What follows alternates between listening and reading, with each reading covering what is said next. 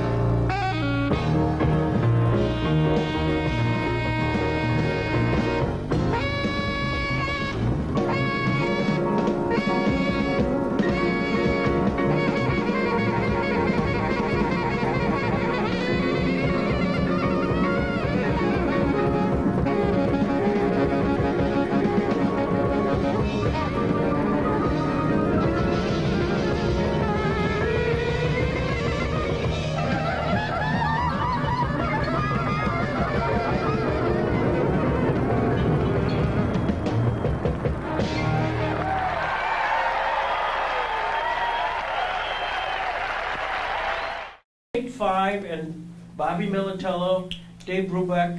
Do you feel stereotyped at some point? I played Take 5 for 30 years and longer, actually. I learned it when I was 10 years old. And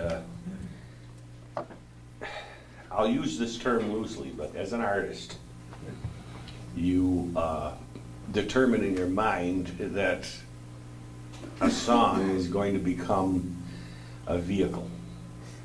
As a jazz artist, anyways. It's only a vehicle. The melody is only your assumption to get to where you're going to go today. And that's Buffalo accent, today. That's all that's about. So once you get done with the melody and you do a good job with it, now that assumption becomes different every single day. You never play it the same way twice. One of the reasons why I got along with Dave so great, he wouldn't play this concert, any concert, ever, anywhere, the same way twice. We would never play the same tune the same way twice. So that's a good example was that day. I mean, we had a ball that day, but we were under the gun. We didn't get out. We got onto that stage and had literally, we pulled in, we had 10 minutes to make our hit time and we made it, which made the camera people and the video people very happy. But once we started to play, all of that went away. All of that just goes away. And then afterwards you talk about it. But during the concert, we were absolutely grooving. We were having a ball. So, you know, am I synonymous with Take 5? Yes. Whenever I play it now, I get applause immediately. To me, I thank Dave for that. And the fact is, when I was 10 years old, I wanted that gig. I dreamt about that gig, and I dreamt about playing with Maynard Ferguson, and I did them both. And so basically, and I was excelled at them both. It wasn't like I just did it and then got, you know, I excelled at both of them. So I lived my childhood dreams to do those two gigs. And now being considered synonymous with Take 5 is a good thing. But, you know, even Dave was synonymous with Take 5. He didn't write it. It was his band that played it, so he became famous. But Paul Desmond wrote it too. Yeah. In the beginning, we talk about that was a childhood dream. Are you from a family of musicians? No, no. So how did Bobby Militello find that this was sort of a niche for him? My mother was a jazz freak. Huh? This microphone's too loud if you can turn it down. My mother was a jazz freak, and from the time that I was 8 or 9 years old, while we're doing our, that won't happen. While we're doing our, she'd be doing her ironing, I'd be doing my homework on the floor, and we'd be listening to jazz radio. And I could sit there for 2-3 hours with her while she was ironing even my socks and underwear. My mother was deep t-shirts, everything were ironing. And we would just listen to jazz all the time.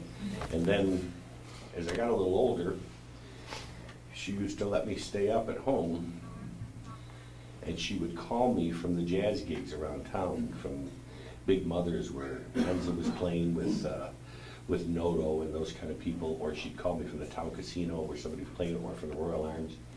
She'd hold the phone off the hook and let me listen to them play. Remember, there were party lines at that time, and I had all these people going, "What the hell are you doing? Get out of my phone! What are you doing? You know, you're tying up the line, I got to call for a pizza." I don't know. But she used to do that, and then she started taking me to those jobs when I was about 13, maybe 14. And she started taking me to all of the gigs with her. My mother was a single mother. She had 5 of us to raise. But she still loved the jazz. She just absolutely was enamored by jazz. Jazz was everything there. Whenever she tried to sing the melody to a tune, she would sing a harmony. That's where her head would go. And it was kind of cool. And her and I had a kinship that was right up until the day she died. We had a kinship for that nobody else in the family, everybody dug what I did. And everybody still digs what I do and likes what I do. But she had that other echelon of understanding of where that was coming from. And that created a bond between us. We used to sit and listen to records, and she would sit there in a chair, and I could see her sitting there going, "Oh, it's so beautiful." You know, that kind of a number, not just the normal reaction, "Wow, that's really nice." So that's where a lot of that came from. Yesterday, ironically, a person, Thomasini, who was our videographer, gave me a 78 RPM, I don't even see these anymore, but it was entitled Alto Saxology. Mm-hmm. The world's most famous alto saxmen, Jimmy Dorsey, Benny Carter, Johnny Hodges, Willie Smith, Pete Brown, Louis Jordan, Murray Metchern, and so on. Were these the kind of people that your mother was listening to? Well, that would have been actually, yes, that would have been when she was 20 years old. Yeah. So she would have been listening to some of that back then, yeah. Big bands basically were rock and roll back then, so that was basically where you went to dance and have a great time, right? Big band. Right. There was no, until Elvis and until that generation of rock and roll hit, that was your main radio play, your main commercial music. So all of these cats would have been in all of the bands and out. Yes, she would have been hearing those in the, when she was about 20, 25. At some point, you're actually kind of found. I mean, you become. Well, let's go through the biography. At some point, you pick up an instrument, whether it's a flute, whether it's a sax. Who kind of inspired you to do that? Benny Goodman. Okay. My mother took me to the Victoria Theater to see the Benny Goodman story. And I saw the story, and the next day I had to play clarinet. That's it. I just had to do it. I knew I had to do it. And I went and started playing clarinet and immediately excelled at it. It's a God-given talent. It's something that's in you. Right. And then if you nurture it, that's another thing entirely. But its talent was there, and all the teachers could see that. So they'd give me private lessons after school, besides the lessons in school. And because my mother, we were very poor, they gave me an instrument, they gave me the lessons, and then she always told me that, remember, they gave this stuff to you, make sure you live up to their expectations. Don't, I used to treat my instruments very well and all this stuff. And after a period of time, they gave me a better clarinet than the solid metal one that I had. And then my brother Charlie, who was with the state police for 40 years, he was the first one to want to play saxophone, so she bought him a con saxophone. And then he went to my teacher, John Sedola, and Sedola just said, look, here, go play football. This isn't your thing at all. Sedola was that way about it. He had nothing to do with money. It was who he was teaching. And so that went in the closet. And my mother said to the whole family, don't ever touch that. You know how much that cost me? It cost me $180. At that time, that was some pretty heavy bread. But one day when nobody was home, after playing the clarinet, I just went over and took it out of the closet and started to play it a little bit. And she came home one day and I was playing Canadian Sunset. And she heard me playing it, and it was clear as a bell, Canadian Sunset. It was, I was about maybe 11 years old or something like that. I was holding it up on the bed and she said, okay, it's yours. And so I started playing tenor, and I played tenor into 8th grade and clarinet, and they started writing tunes for me. I remember the music. Everybody remember the Winston commercial? Winston tastes good like a super. Yeah, not exactly socially acceptable nowadays. But he wrote a melody for the small big band we had in the school for me to blow a solo on. And I actually could blow a solo at that point, which was devastating to everybody around me. He's not reading anything, he's just playing what he hears. Mm-hmm. So from that point, then I wanted to be an architect, and I went to Schtick. And there, Norm Vester, another teacher. Paul Chekala was my first. Norm Vester. Anzalone was in between. I can remember every single one of them, what they did for me. I'm there studying architecture and studying all this stuff, and I loved it all. And Norm Vester looks at me and says, why are you here? And I said, well, I want to be an architect. He says, really? You're a freshman. In the first quarter of the year, you're already in all of my varsity bands. You're already in the top bands I had in the school, playing the lead alto chair in my big band. You can read anything, you can do it. Why are you here?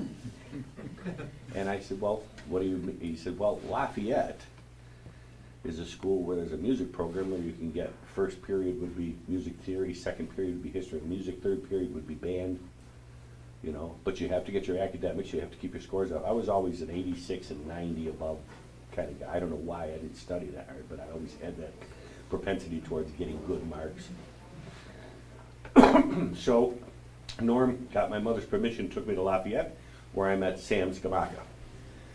And Sam Skamaka listened to me play, and then walked me through all the choirs and the things and the stuff and the bands and the stuff they had there and everything else, and said, this is kind of cool.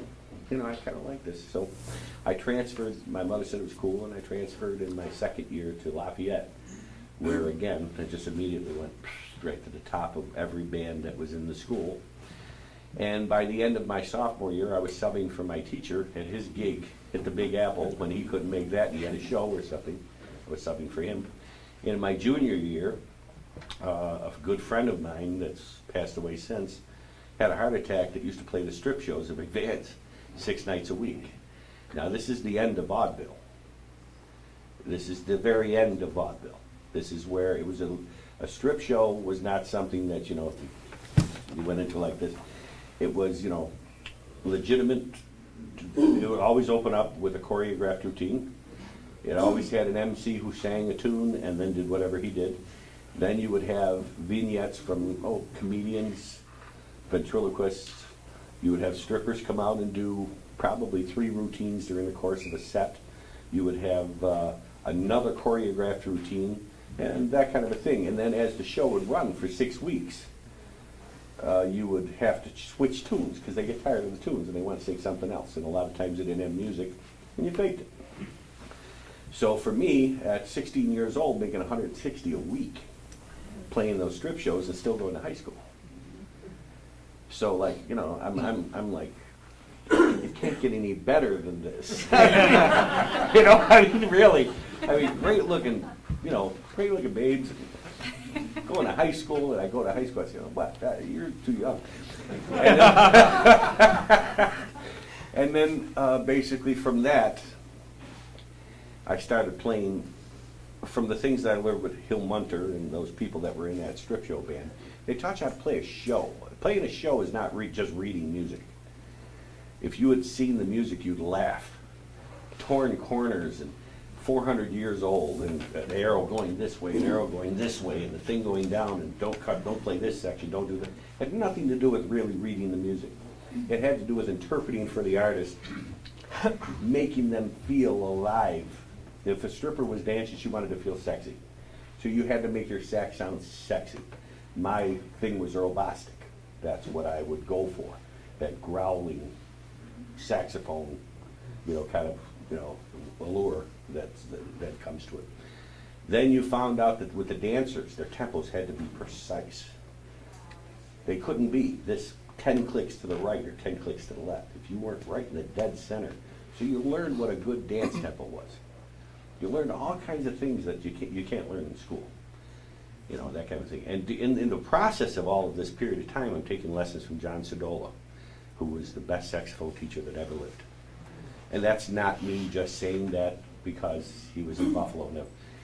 Anybody you talk to that's ever known anything about John Sodola will tell you he was the best saxophone teacher that ever lived anywhere in the world. The guy was perfect for doing that job and insisted on a lot of respect. So, you went through that period, and then I got into college for law, believe it or not. I wanted to be a lawyer, and my dad always said I never stopped talking, so you should be a lawyer. And I started law school, or I started at UB, got through my first semester, it was $90. And towards the end of my first semester, I got offered a road gig with a jazz quintet. And I said, well, wait a minute here. This is the days when you went 6 nights a week in a place when you went there. I looked at the bread that I was going to make, and I said, I could pay for the whole semester with this one gig. So I'm going. The good news is I was right. The bad news is I was gone for 20 years. I never came back. It was 5 years later that when I finally landed, my mother said, you'll be getting these letters, and it was from UB for the $90. I sent them at $90. Here, go ahead. Here. And basically after that, that was it. I knew what my job was. It was to be a road rat. And that's what Dave was too. We actually, before he died, I used to call him at the house and we'd talk, and both of us. It was either the shaving bag was still on the sink, so that you're ready to go. When I first came off the road with Maynard, I remember living out of my suitcase for about 6 months before my mother finally said, no, in the drawers. Yeah. Because there's this thing, this is just synonymous with your way of life. It makes you feel comfortable. And I'm a road rat, and so was he. We used to commiserate. Both of us sitting there at home. I said, what are you doing, Dave? I want a gig. It was like that. I said, so do I. I'll come over and play at the house or something. He says, yeah, it's not the same, though. We need to get out in front of people. Yeah. Let's drop some names here. Maynard Ferguson, you talked about. What was he like? Maynard was great. He was a salt of the earth. Maynard taught you, geez. Well, to give you an idea of what he's like, he was an egomaniac like we all are in our business. But yet, he knew where to put it. Because, for instance, when I got up here with the band, Mike Migliori had told him, boy, you gotta hear this guy play flute. I mean, this guy does some stuff on flute you've never heard done in your life. You know, I used to sing and hum and sing counterparts and get all kinds of machinations going on, and people would like flip out. I thought it was show business. To me, that's shtick.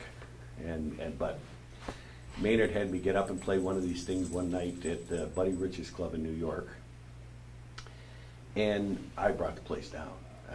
But he basically stopped the whole band. Didn't tell me he was going to do it. Just stopped everybody from playing, and there I am by myself with my horn, and I'm playing and doing what I'm doing, and I just went through whatever and created a thing. And from that point on, I always did that for the years I was with him, and I got very well known for doing that at the time.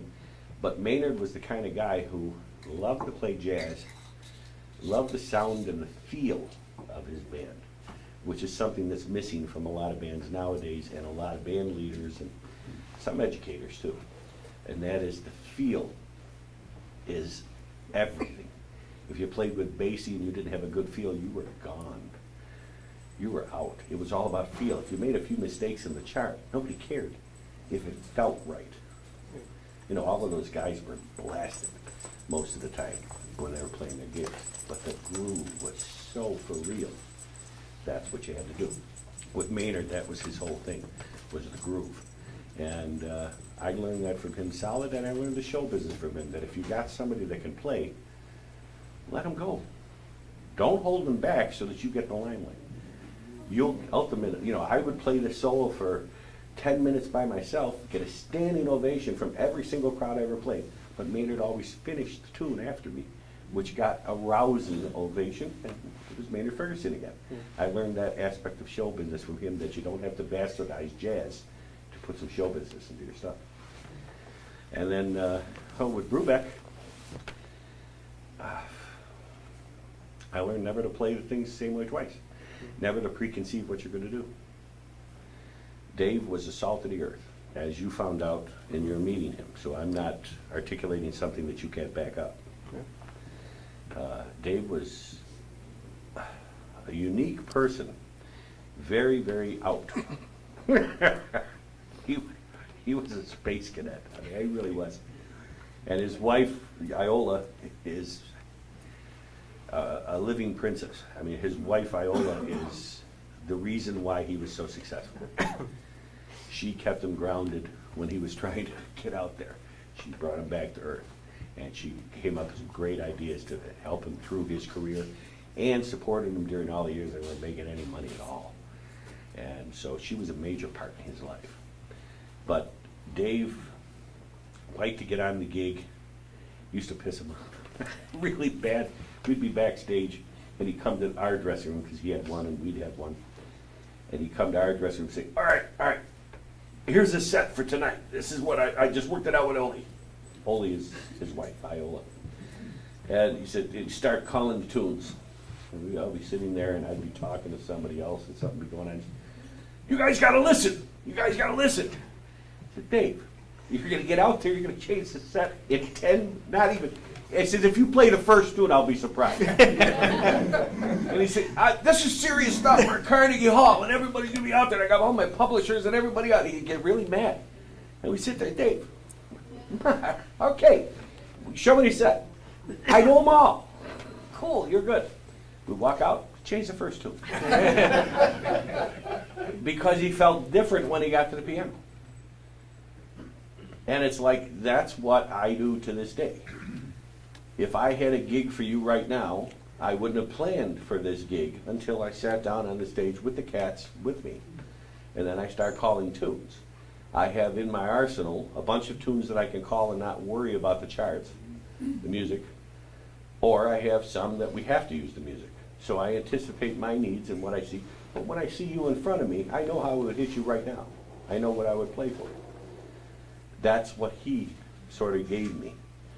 And the fact that, again, there was a second guy in my life. Maynard gave me all the space I could possibly want to play. And in a big band, that's politically sometimes sudden death. Because there's other guys that would love to play, but you're getting all in. And it's not your fault. You know, but you still got to live with the ramifications on the bus. You know, with Dave, I would start to play, and I'd be burning. And then I'd sense in my mind, I'd just say to myself, especially in the beginning with him, I'd say to myself, maybe I'll play over to it. So I'd start to pull myself back from the solo, and a good jazz player always gives an ending to the solo.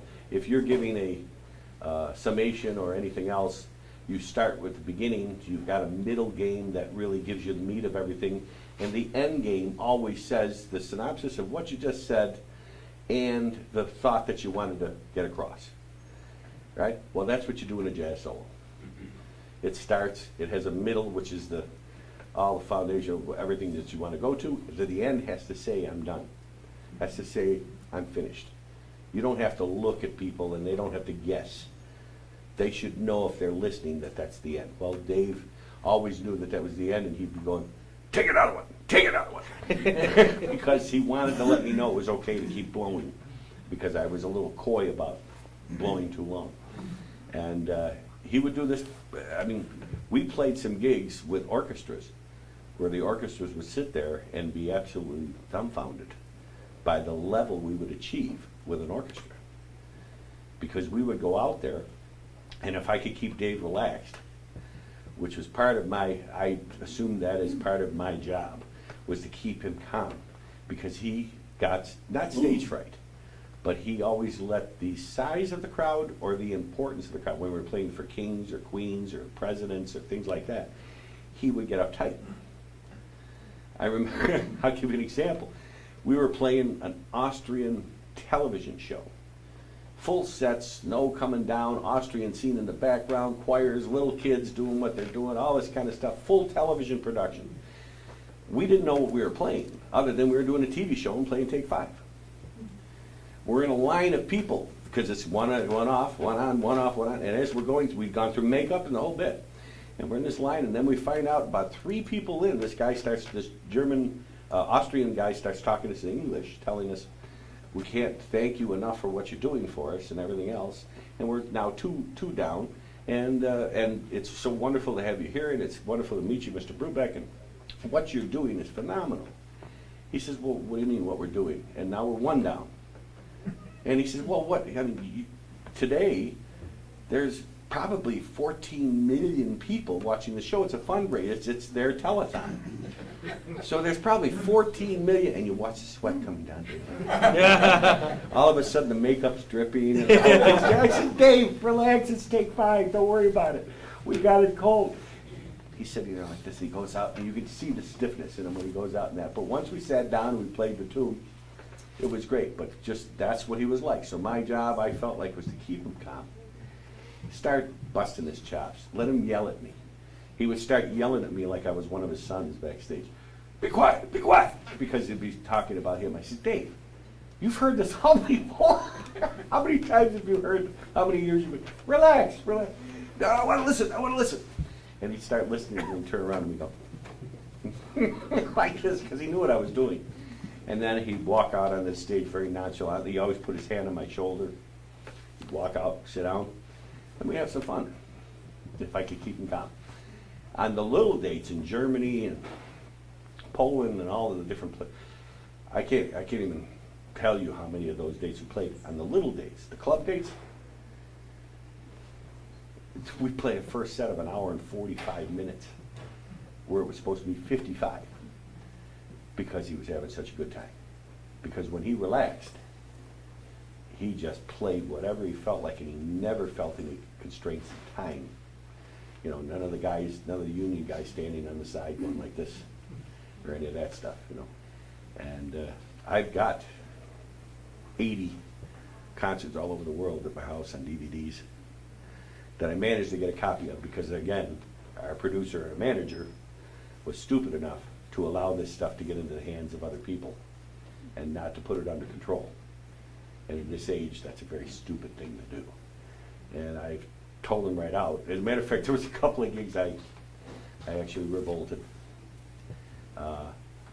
He told me that there was an archive recording, he would call it. And I said, another archive recording, huh? Who's got it? What's their name? And where do I get the sign? And where do I get a copy of who has it? And everything else.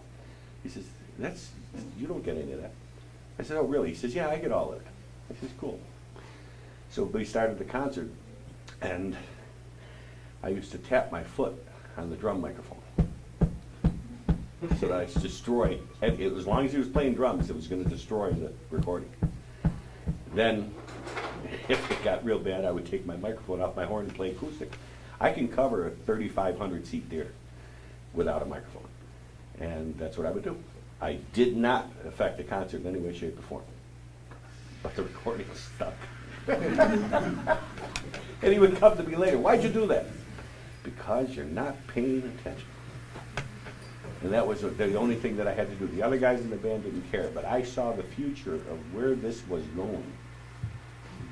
And I said, this is foolishness to allow this stuff to be out there in this age of technology. So that's the way I would reject it. And like I said, never heard a concert live. Everybody still applauded. Everybody loved everything we did. But I sure as hell didn't allow them to get that archive recording quite a few times. So, you know. Doc Severinsen, you actually played with his band. What a guy. Doc is one of the most, he wears those jackets and does everything he did for the Tonight Show because he knows the show business thing. He's bigger than life. That's what he wanted to create. That's what he created. But when you meet Doc, he's just another cat. He's just another player. He loves to play. Loves to play with a passion. And he's the closest to Maynard Ferguson's trumpet sound of anybody that I've ever heard in my life. When Doc played lead, he sounded like Maynard. He had this beautiful, fat, gorgeous tone. He was proud of that. But as he got older, now when I was playing with him, he still had all the chops in the world. Trumpet players have to practice every day. Saxophone players, you get away with a lot. But trumpet players have to play every single day. And so Doc would practice, and then we'd come to the gig, and we'd have the big band there, and we'd be playing a job, I don't know, in Podunk, Iowa, or somewhere, wherever it was, wherever the bus dropped us off. And Doc came alive, and the band had to respond. And all of the cats in the band, we weren't making good money by any means. $3.75, I think, a day or something like that. Wasn't important. What was important is for the cats that were in the band, they made millions with him on the Tonight Show. And now, a little repay. Go out and play the gigs and go on the road a little bit, have some fun. So that's what it was for them. For me, it was playing with Doc Severinsen, playing with the lead alto player from the Tonight Show band, which I always admired, and then playing with Conti Condoli on trumpet, played with Snooky Young on trumpet, who was Basie, Ellington, all of their sounds. Snooky Young was one of the cats. Just talking to him about stories was worth going off at $3.75. I mean, just talking to him and just being around him, you know. And then I got to play with Ernie Watts. Ernie Watts is one of the world's great saxophone players. And him and I played the tenor chairs, and we got to trade solos and everything. All of this because of Doc. And Doc knew the magic that would happen if you put Ernie in a chair and me in a chair. He knew what would go down. And then he'd give us the space to do it. And Doc, you can't say enough. When he made his transition to doing the orchestra conducting and all those kind of things, he loved doing it. He knew he wasn't good at it. And when he'd walk in, the orchestra would give him any kind of a hard time because he wasn't a legit conductor. He would just like go back, he would feel bad. And he would work harder at his conducting to try and come up to the level that he needed to do. Now, once in a while, he'd throw him a good dig, you know, because when Doc came, your symphony concert was sold out. Yeah. Just automatic, sold out. So there was a, you know, but eventually the orchestra that he landed with realized he was not under any premise that he was a conductor. He was under the premise that he was an entertainer, and he liked to conduct. He would pick certain classical pieces and study them and get it down so he could really do a good job with them. But the rest of the stuff, please, I mean, you know, if you're going to play All the Things You Are, or one of the standards or something like that, a beautiful arrangement that's done, pretty much it's 1, 2, 1, 2, read. That's it. Just read now. I don't have to stand here and do this and, you know, like, it's foolishness. You know, I don't have to give you time. I gave you time. Now play. So that was, pretty much his modus operandi with the things that I went out and did a lot of orchestra dates with him. And the fun thing for me with Doc was when Doc's chops would be down, because he'd stand up there on the conducting podium and turn around and play solos and stuff like that. Some nights his chops are down, he'd just turn around and go like that.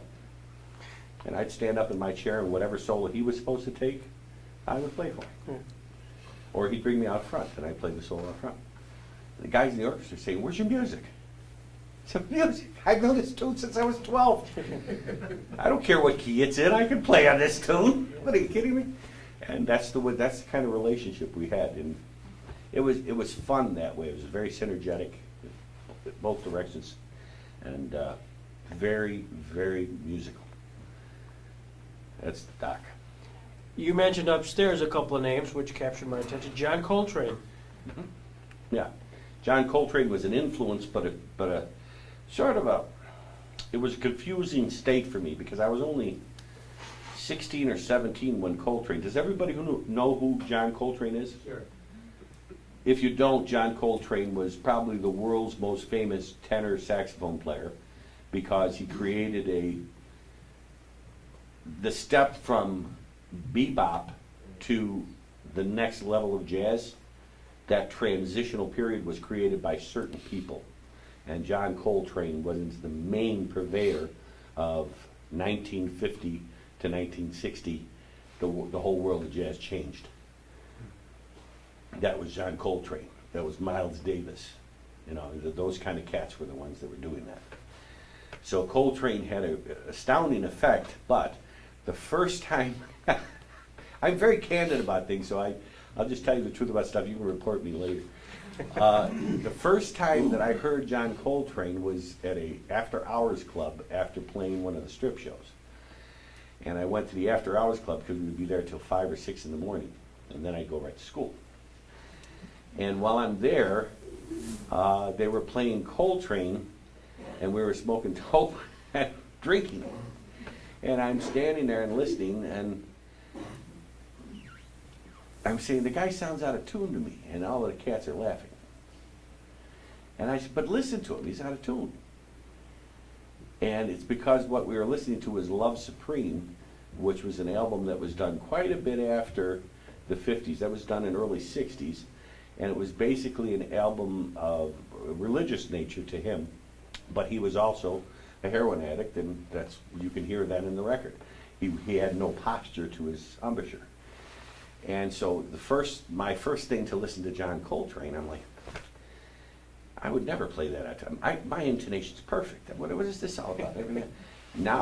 So I go back home and I buy a couple of records, and I finally hit on 1954 with him and Miles at somewhere in Europe. And I listened to this thing and what the hell is this? This is a whole new harmonic structure. This is a whole new way of playing on a set of chords. This is a whole new way of approaching how you get from a 1 chord to a 4 chord. That being solfeggio, 1, 2, 3, 4, 5, 6, 7, 8. This has got nothing to do with what I've done in bebop. Bebop says you do it in a consonant way. It has a flow, and there are patterns, but it has a flow and substitute changes you can use, but it has a consonant motion to its next assumption. This is not consonant anymore. This is arbitrary, but if you listen and you really analyze it, you can see the chord progressions all make sense. That's what Coltrane, then I realized what a giant he was. But while I'm listening to Coltrane, on the same records are Cannonball Adderley. Now, what Coltrane had was phenomenal. But what Cannonball Adderley had is what I want to this day, which is what I try and achieve in my sound. My sound is as good, I think, as Cannonball's. My approach is close, but never, I don't think I'll ever achieve it, what Cannonball had, but the fluidity of Cannonball Adderley, the most melodicism of Cannonball Adderley was so profound for me that it changed my entire approach at what I was going to do. I thought Paul Desmond was great when I was a kid. I thought Stan Getz was wonderful. I memorized 2 of their albums by the time I was 15, every solo. I could play every one with them. But then I heard Cannonball, and that changed everything. That's what an alto's supposed to sound like. And so that's what I started to approach. And so Cannonball, but really Coltrane was a vehicle to Cannonball for me. And Cannonball became the main premise. He had all of the things Coltrane had, but then he had this melodic concept that was just absolutely destroy you. There is a profiler of you, Bobby, who says that you are a monster saxophone player. You can do just anything on the instrument, but what he chooses to express is generally mellifluous, melodic, and moving. Bobby is what used to be referred to as a wailer. He just plants his feet and brings it. His solos are filled with outpourings of emotion. Did this guy get it? Yeah. Although I don't know if I'm mellifluous, man.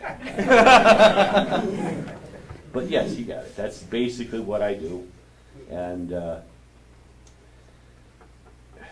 like I said, what you'll notice right now when I'm talking to you, my eyes close a lot. That's because that's where I go when I'm in my space. When I really want to think, or when I really want to create, my eyes are closed. And so that's what he's implying. It's all about you plant your feet and you just go for it. And that's why I'm a live player. I love being a live player. When I record recording sessions, if I don't get it in the first take, I'm very disappointed. Because I don't want to do the second take. Because now you're going to think what you did in the first one that was good. And you're going to try and do it again. And now you're all screwed up. Now it's not jazz anymore. You know, so I'm a get in front of a live audience and play and give it what you got. And when it comes to a ballad, I'm of the old school. I usually know the words to every tune that I play. So I play it as poetry instead of just as a melody. And if you do that, when I sing a tune, I'll make you cry. A ballad, a good ballad with good words, I'll make you just cry. But when I play it, I'll make you cry and go home crying. It's my job. It's what I do. It's what I love to do. It's the expression of that content in a new form that's only for you today. It's not for tomorrow. It's not for recording. It's not for anything. It's for me to tell you a story and then stop. That's it. So you walk away saying, I've never heard anything like that in my life. And I never will again, unless I see him live again. Or you'll start to appreciate when you see another player what you're looking for in the player. You'll start to see peripheral players who don't really put much into it, put a show together and do the same thing every day. And then you'll realize that when you go see a jazz player, that's not what he does. You're there to experience the guy on the tightrope without a net. That's what we're doing every day. You gotta give it your best, and that's what the love of jazz is. That's what I do, the best of anything that I do. And it doesn't pay very well. I tried to talk Dave into a pension plan in '82 when I joined him. And if he had done that pension plan, he would have got a good tax shelter because a couple of guys left and they never would have got vested. But I would have got vested. And that would have been nice right now.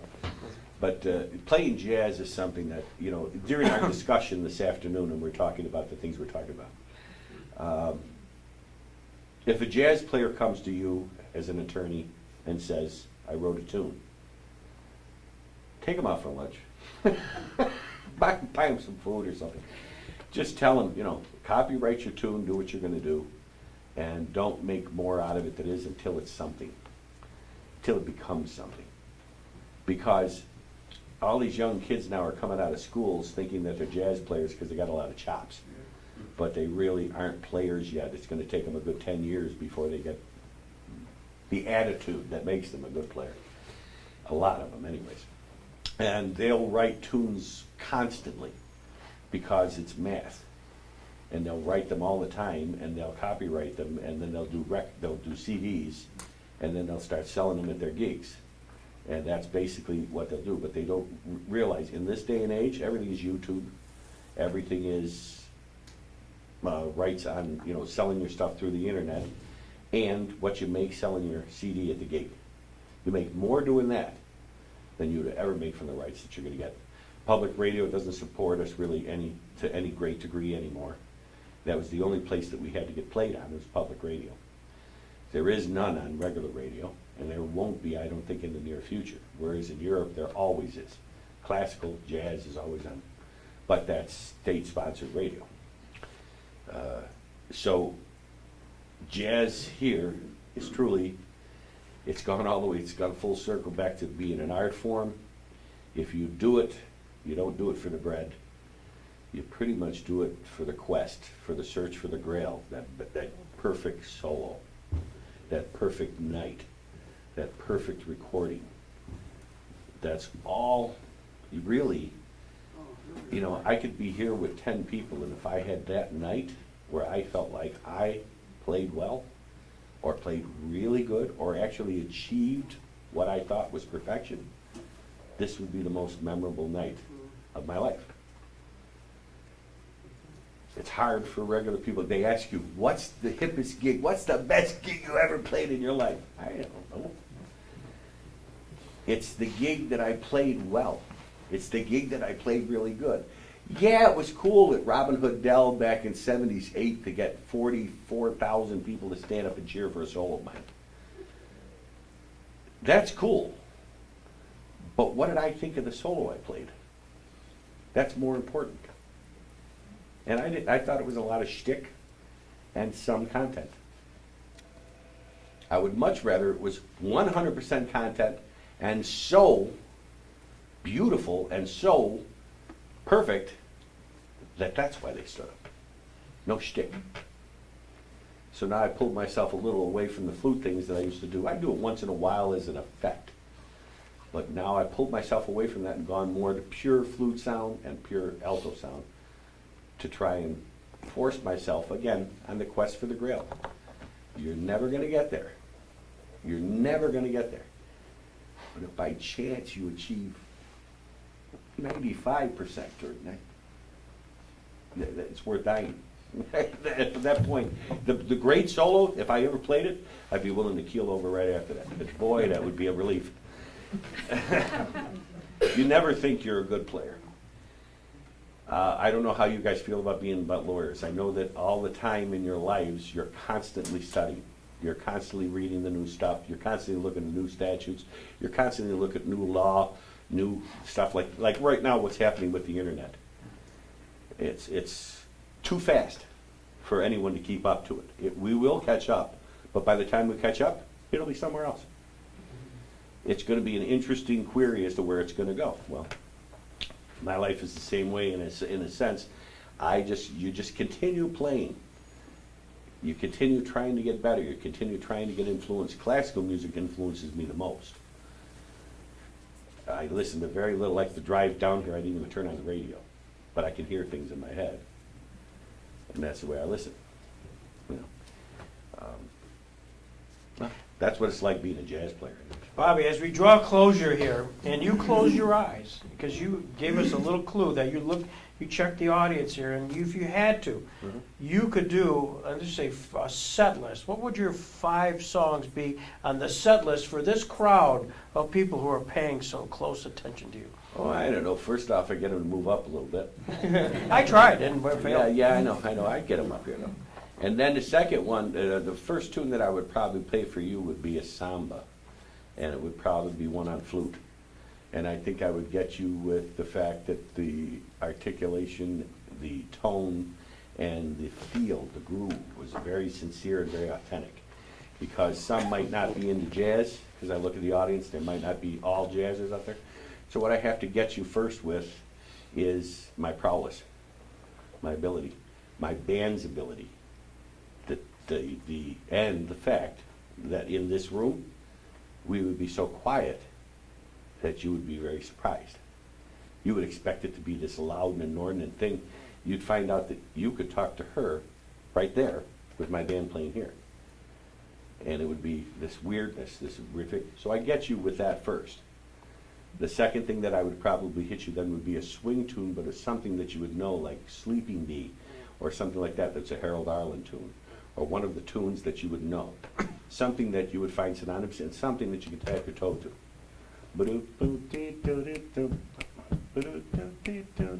One of those type of things. That's for me to make the assumption of the ages that I look at. And to make the assumption that if you're into jazz or if you're into music, if I can make you tap your toe, you're going to be happy. So I got you with the first one with something with some prowess and some accuracy. And band, showing off the band. Second one I got you with was with groove. Make you feel good, make you feel like you sort of wanted to dance and kind of get happy. The third tune would probably be Windows by Chick Corea, and I would start it off on my own on flute without anybody. And I would play for a while. And I would get you listening to what I've learned in classical music and what I've learned in whatever direction I go, whatever key I decide to do, that's what I do for a while. When I decide I'm going to bring the band in, I basically bring that down with a pretty classical sounding thing to C minor. And when I bring it to C minor, the band knows they're ready to go. And I stop the tune, and then I leave airspace, and all I do is start the thing. Ba-da-da, ba-da-do, and I'm in. That's it, the band's in. And that would surprise you because you wonder how the time came in. So now I've got your attention. And now the song is in 12/8, which is a beautiful Latin sort of thing. And once I get you going in that 12/8, now we can go anywhere on 12/8. And I would give it to Joan, my piano player, first. And that would, when you heard him play, you would absolutely flip. Chops personified, sounds like Chick Corea. Okay? And then I would give it to my bass player. Maybe I would give it to my drummer for a while, and I would be the last one to solo out. And as I solo out and finish my solo, which I always usually bring the whole band down to nothing, and it gets so quiet, and I start off with very melodic, low flute passages. If I do something of that nature, by the time that tune is done, I'm pretty sure I would get you all to give me a pretty good round of applause. It's not scientific, but it is. That's what I learned from Maynard Ferguson, that's what I learned from Brubeck, that's what I learned from Doc, that's what I learned from a lot of the cats that I played with, was how to look, how to figure it out. You guys have to look at 12 people in a jury. How am I going to approach this? Look at this cat. Look at how he's dressed. Look at this, you know their backgrounds, you know what's happening. You go in and you make an assessment. What's the right way to say that? It's what I do with my band. Except my assessment sometimes is for 10,000 people. So you pick the first, I don't know, 1,000. There was actually funny, we were playing the Hollywood Bowl, and what's the black comedian, Bill Cosby, was doing our announcements. Now, Bill Cosby's a pretty racist guy. And there's Brubeck on the stage, and after us, of course, is it wasn't Dizzy, but it was somebody like him. In any event, we get on the stage, and he's out there talking and doing a whole number and everything else, and everything gets off the stage, and we're about to play, and we start to play, and our monitors are on, but we realize there's a dimension not happening because you can feel the dimension. The PA's not on. So we keep playing. I mean, we're going to keep going and everything else, but the PA's not on. We finished the first tune, and about 8 people up front applaud. Because that's all I did. There was 15,000 people at the bowl. So we played another tune. They still don't have the PA. Played another tune. They still don't have the PA. Now Dave's getting a little bent out of shape. I said, Dave, don't worry about it. We're getting paid. We're having a good time. Play the game. You know, we figured our manager should have handled this, but he didn't. But miraculously, when El Giro comes out to sing Take 5, PA came out. I don't know how that happened. It was very interesting. Poor Dave went back to the hotel so dejected. And I wasn't going to tell him you were sandbag, dude. I really wasn't going to. Just that technical stuff happens. You know, Russell should have got it taken care of. This has got to be one of the most amazing opportunities to get inside one of the real jazz impresarios in Bobby Militello. He has provided such an incredible insight to art, education, and by the way, he's going to be doing a workshop later this afternoon at Infinity, which frankly I'm going to kind of put my head in to listen. And he's the kind of guy he is. He's got a couple of restaurants up in Buffalo. Which I hope when you go up there you'll have a chance. Well, by the way, you should name them, Bob. Militello's on Union and Worley. It's right by the airport, like 8 minutes from the airport, and that's the best Sicilian cooking you're going to have. It's really delicious Italian food, and I'm very, very proud of it. 47 seat, and I play there twice a month with my quartet. And then the other one is the Bijou Grill downtown, and it's right across from the Shays Buffalo. Ladies and gentlemen, Bobby Militello, outstanding.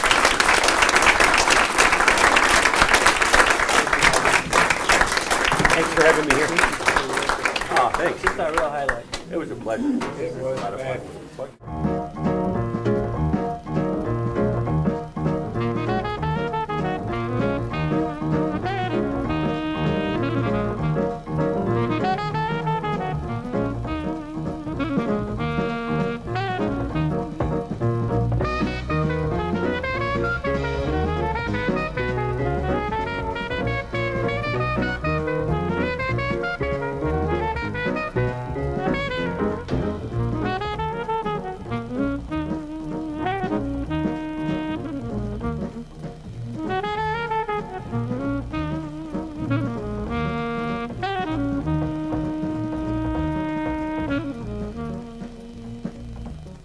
Mm-hmm.